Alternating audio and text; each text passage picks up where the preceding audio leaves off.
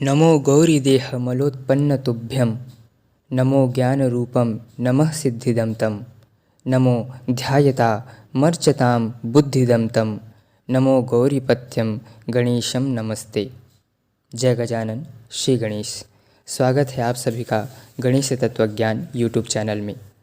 आज श्री गणेश के उमांगमलज अवतार का जन्मोत्सव है।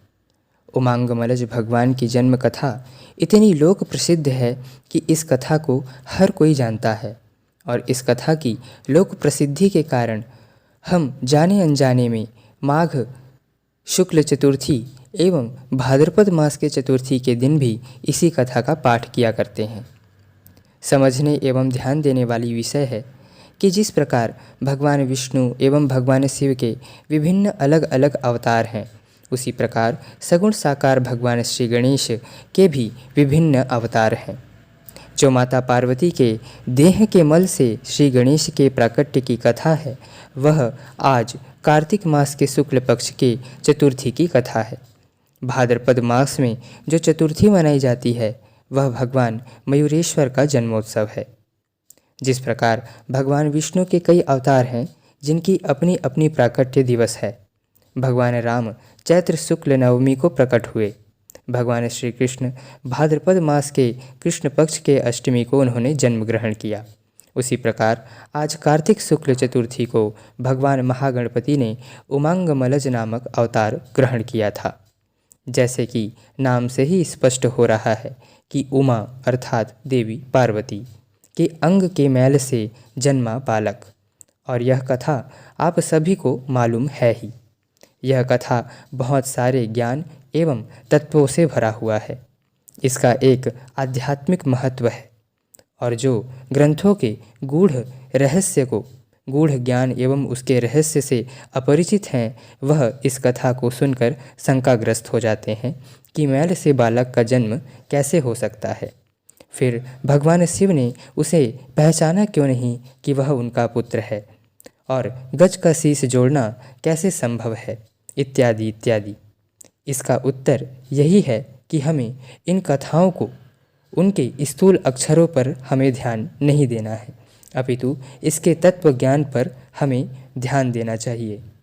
और हमें उपनिषद जैसे रहस्यमय ज्ञान के भंडार उपनिषदों का ज्ञान होना अति आवश्यक है, तभी हम पुराणों की कथाओं को सही अर्थ में समझ सकेंगे। आइए अब इस कथा के तत्व को समझने का प्रयास करते हैं। माता पार्वती स्नान करने जाती हैं और नंदी को आदेश देती हैं कि किसी को अंदर आने मत देना। ध्यान दें कि माता पार्वती का जो पात्र है इस कथा में, वह अत्यंत विशिष्ट है। इस कथा में पुराणकारों ने देवी पार्वती को बुद्धि के रूप में प्रदर्शित किया है। हमारी बुद्धि हमें सदा सद्कार्य के लिए अग्रसर करती है। कुछ भी जब हम करने जाते हैं, किसी भी कार्य को करते हैं, तो वह हमें सूचित करती है। वह हमें एक बार सोचने पर विवश करती है कि जो हम करने जा रहे हैं वह उचित है या नहीं। तो माता पार्वती को स्नान करने की इच्छा हुई। स्नान का अर्थ यहाँ पर आत्मचिंतन है, स्वाध्याय, ध्यान, योग, यह स्नान का मूल अर्थ है। और माता ने अर्थात बुद्धि ने नंदी को आदेश दिया। अब नंदी पर ध्यान दें कि नंदी जो है वह वृषभ है, वह एक बैल है। वृषभ क्या करता है? दिन भर खेत में परिश्रम करता है, इधर उधर घूमता है, पत्तों को खाते रहता है और जब शांति से बैठता है तो भी मुंह चलाते रहता है। और यह नंदी और कोई नहीं अपितु हमारा मन ही है। हमारा मन भी वृषभ की तरह चंचल है, अशांत है। बुद्धि रूपा माता पार्वती ने नंदी रूपी मन को बाहरी सांसारिक स्मृतियों को स्नान रूपी आत्मचिंतन में इधर उधर की स्मृतियों को अर्थात किसी को अंदर नहीं आने देने का आदेश दिया। किंतु नंदी इस कार्य को नहीं कर सका।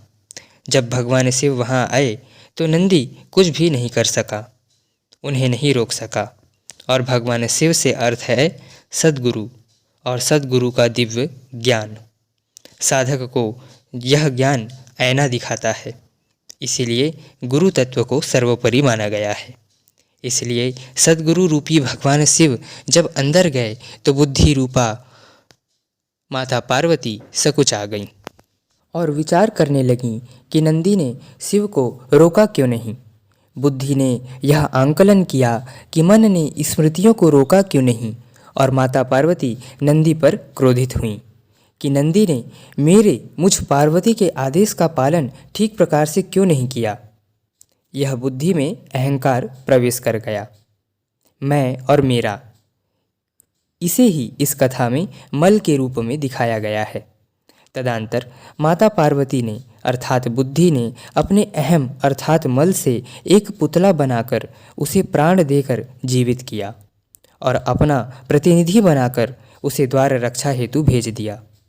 फिर माता पार्वती के मल से जन्मा वह बालक सभी देवताओं अर्थात ज्ञान, कौन सा ज्ञान?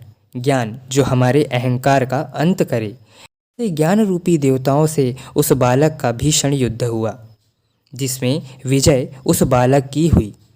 तब शिव अर्थात ज्ञान का प्रकाश स्वरूप गुरु ने पार्वती के अहम रूपी बालक के मस्तक को काट दिया।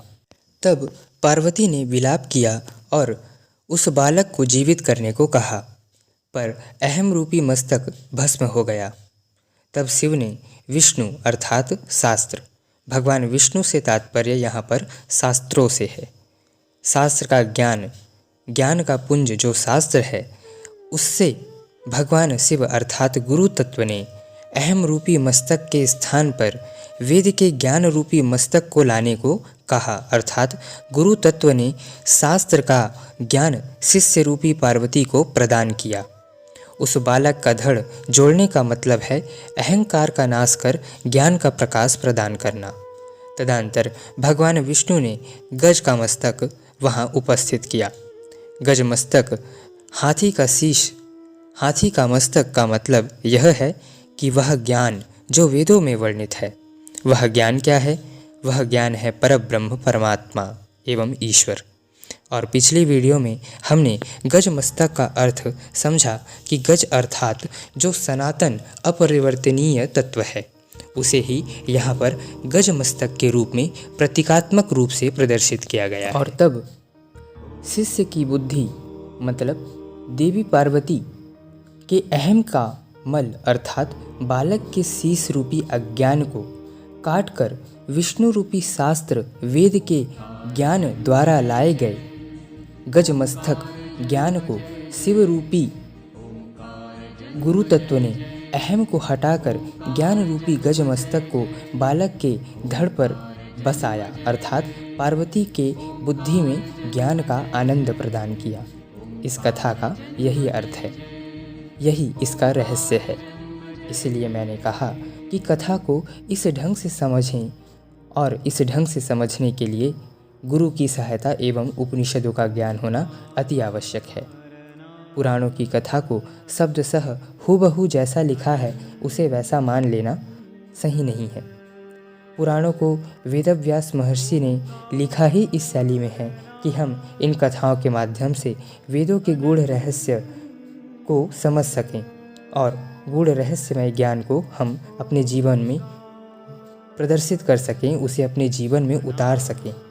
किंतु कलयुग के प्रभाव के कारण हमारी बुद्धि पुराणों की कथा तक को समझने की शक्ति खो चुकी है। इसलिए पुराण भी अत्यंत ज्ञानमय है, बस उसे उचित प्रकार से समझने का प्रयास हमें करना है। भगवान श्री गणेश का गजशीश ब्रह्म तत्व का प्रतीक है। इसे हमें केवल हाथी का मस्तक या एलिफेंट हेडेड गॉड इस रूप में नहीं देखना चाहिए। यह गज मस्तक केवल श्री गणेश के पास ही है, अर्थात श्री गणेश के आधे गज एवं आधे मनुष्य के देह के माध्यम से सगुण साकार और निर्गुण निराकार दोनों की एकत्रीकरण किया गया है। पुराणों की जो कथाएं हैं वह किसी अन्य लोक में या अन्य ग्रह में घटित घटनाएं नहीं हैं। यह सारी घटनाएं, वह सारी मनोवृत्तियां हैं जो हमारे मन में आती रहती हैं। उसे ही बस प्रतीकात्मक रूप से प्रकट किया गया है ताकि हम अपने आत्मा को, अपने इंद्रियों को, अपने ज्ञान इंद्रिय, अपने कर्म इंद्रिय, अपने सारे अहम भाव त्रिगुणों को सत्व, रज एवं तम सभी गुणों को संतुलित कर सकें और अपनी इंद्रियों को नियंत्रित कर ध्यान योग्य के माध्यम से भगवान परमात्मा ईश्वर उस परब्रह्म श्री गणेश को, उस गजमुख, उस निर्गुण निराकार एवं सगुण साकार रसमय उस परमात्मा को हम प्राप्त कर सकें। इसलिए पुराणों के माध्यम से वेदों का ही ज्ञान एवं उपनिषदों का ही ज्ञान वेदव्यास महर्षि ने हमें प्रदान किया है। तो इन कथाओं को इस दृष्टिकोण से समझने का हमें प्रयास करना चाहिए, जैसा इस कथा के माध्यम से मैंने आप सभी के सामने निरूपित किया। और अगर आपको यह वीडियो पसंद आया हो तो इसे हर उस इंसान तक आप पहुंचाने की प्रयास करें जो इस कथा के बारे में इसका उचित ज्ञान नहीं रखता है।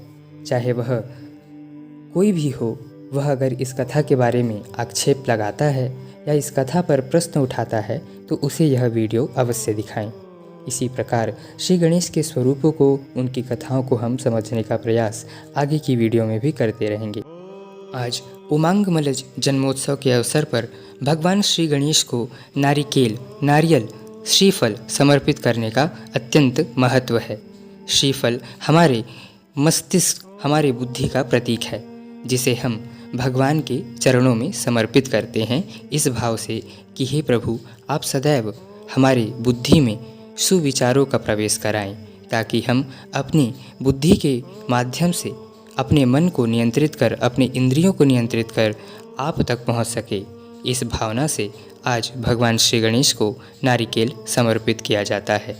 इसीलिए मैं भगवान श्री गणेश से प्रार्थना करता हूँ कि हम सभी उनके तत्व को समझ सकें, उनके ज्ञान को प्राप्त कर सकें और अंततोगत्वा उनके शरणागत होकर उनकी भक्ति करते हुए हम उन्हें याद करते हुए अपने प्राणों को उनमें विलीन कर सकें। इसी आशा के साथ आप सभी को जय गज